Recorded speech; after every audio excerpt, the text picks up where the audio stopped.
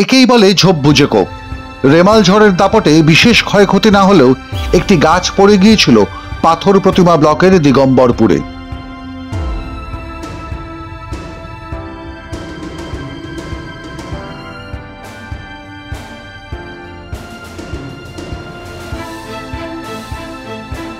ছাব্বিশ জুন রাতের এই রেমাল ঝড়ের দাপট 27 জুনের দুপুরেই কেটে যায়। কিছু গাছ উপড়ে যাওয়া, মাটির বাড়ি ভেঙে যাওয়া ছাড়া বড় কোনো বিপদ হয়নি রাজ্যের।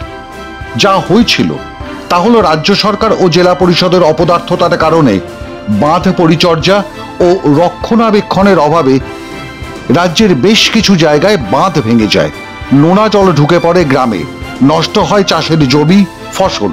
কিন্তু ওই যে বলেছিলাম ঝোপ বুঝে কোপ, তারই ছবি উঠে এলো রেমালের 3 সপ্তাহ বাদে। এখনো সব বাঁধ ঠিক হয়নি রাজ্যের, এখনো নোনা জল সরে যাওয়ার পর সতেজ হয়নি চাষের জমি। কিন্তু মাঠে নেমে পড়েছেন তৃণমূল কংগ্রেসের ঝোপ বুঝে কোপ মারা বাহিনী। পাথর প্রতিমা ব্লকের দিগম্বরপুরের 51 নম্বর বুথের পঞ্চায়েত সদস্য গোপাল ঘোষ ঝড়ে পড়ে যাওয়া গাছ সরানোর বরাদ দেওয়ার নাম করে 40-50টি পূর্ণবয়স্ক গাছ কেটে এলাকা সাফা করার বরাদ দেওয়া হয়েছিল ব্যবসায়ীদের, আর দিয়েছিলেন তৃণমূল কংগ্রেসের এই গুণধর পঞ্চায়েত সদস্য গোপাল ঘোষ। আপনারা এই যে গাছ কাটা হচ্ছে এখান থেকে কি নিচ্ছেন?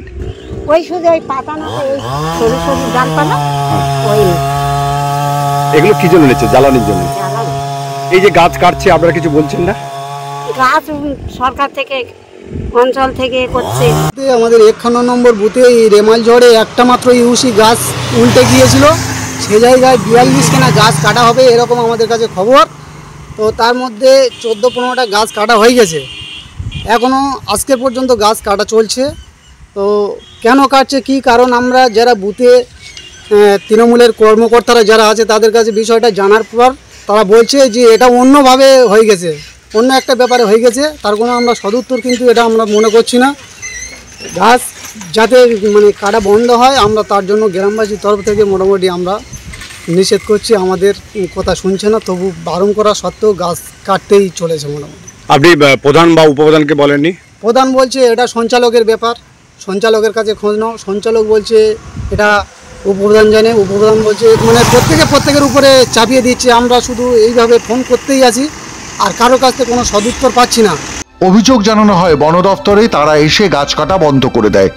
15-16টি গাছ ইতিমধ্যেই কাটা পড়ে যায়, কয়েকটি কাটা গাছ বাজেয়াপ্তও করেছে বন দফতর।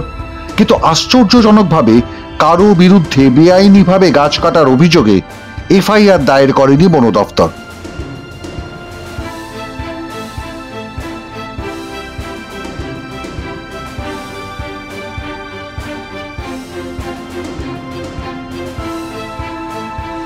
এই পাথর প্রতিমা ব্লকের দিগম্বরপুরের নাম রাজ্য সরকার পাঠিয়েছিল গোটা দেশে সেরা ব্লকের প্রতিযোগিতায়। ভারত সেরা গ্রাম পঞ্চায়েতগুলোর মধ্যে জায়গা করে নিয়েছিল দিগম্বরপুর গ্রাম পঞ্চায়েত।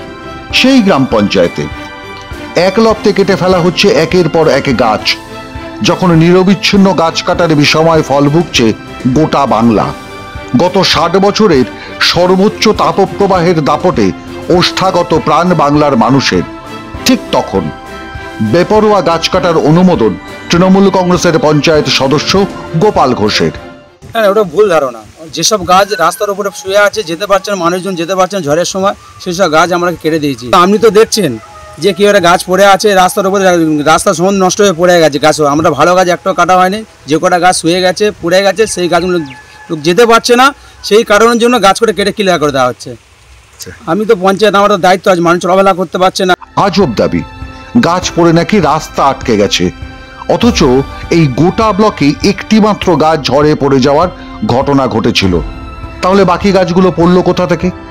গোপালের আরো দাবি, পঞ্চায়েত সমিতি বা অঞ্চলের অনুমতি নিয়েই পূর্ণবয়স্ক গাছ কাটার বরাদ দেওয়া হয়েছে। সব গোপাল যে অতি সুবোধ বালক হয় না, সেটা সম্ভবত বিদ্যাসাগর মশাইও জানতেন, আর এখন জানেন দিগম্বরপুরের মানুষ।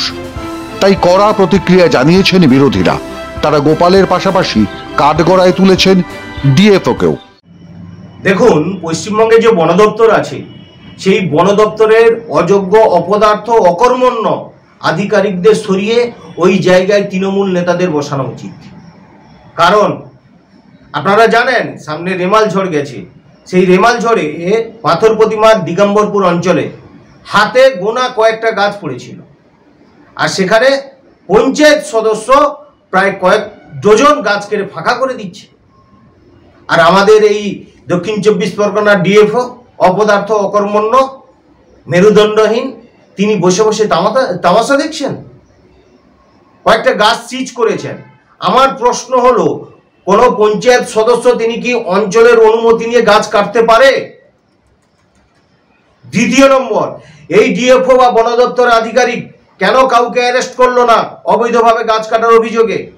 প্রাকৃতিক বিপর্যয়ে যতটা ক্ষতি হয় তার থেকে ডবল 3 ডবল গাছ ওখানে কোনো রেজুলেশন বা বন দপ্তরের অনুমতি ছাড়া এই কাটা বরাবরের জন্য এই অভ্যাসটা পঞ্চায়েতে মানে এই গ্রাম পঞ্চায়েতের 51 নম্বর বুথে ওটা 3 নম্বর সংসদ বরাবরের জন্য এটা চলে আসছে। বিগত সরকারের আমলে যে গাছগুলো রোপণ করা হয়েছিল সেগুলো প্রায় শুধু 51 নম্বর বুথ না, এই গ্রাম পঞ্চায়েতে প্রায় বুথে মানে কারণে অকারণে সেটা কাটা চলছে বরাবরের জন্য। সাগর থেকে পাথর প্রতিমা ব্লকের দূরত্ব মোটামুটি 60 কিলোমিটার।